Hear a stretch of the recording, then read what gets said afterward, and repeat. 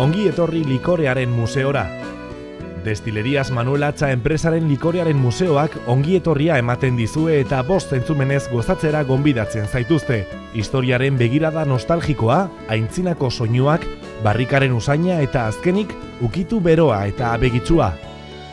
Destilerías Manuel Atxa herria eta enpresa baten historia aldatu zuen gizon batek sortu zuen, Manuel Atxa.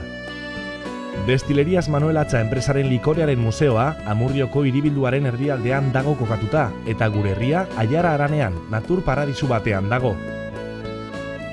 Manuel Atxa destilategia oso ezaguna zen mundu osoan beste herrialdeetara esportatzen zituen likoreengatik eta komunikabideetan egiten zuen publizitate hurbil eta koloretsuagatik jakina, baita likor karpigatik ere, Carmen eta Pili bere bi ilobei eskainia.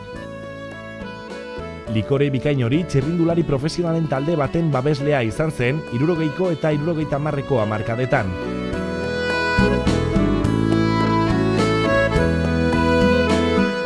Destilerías Manuel Atxa kalitate eta aniztasunaren erreferentea izan zen, hau da, alegin, neke, amets eta irmotasun handiaren emaitza, azken batez, zapore zoragarriak sortu zituen gizon apal baten istorioa. Gaur egun gizonaren historia galduta egongo litzateke, baldin eta bere bosgarren belaunaldiko gazte batek berreskuratu izan ezpalu. Berak lortu du Manuel Atxa enpresa iragan arrakastatsuari baino, etorkizun oparoari lotuta geratzea. En Destilerías Manuel Atxa hace 4 años... Orain dela 4 urte, bosgarren belaunaldikook hartu genuen Destilerías Manuel Atxa enpresaren kudeaketa, 2002ko azaroan. Hortik aurrera, enpresaren bilakaera handia egin dugu.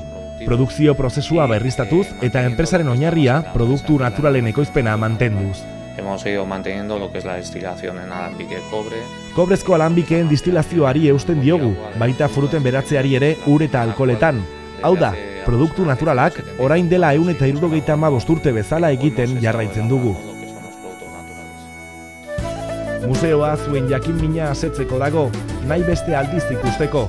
Museoa zuen zain duzue, upel zaharren eta eskuz zuritutako laranjen usaina dariola.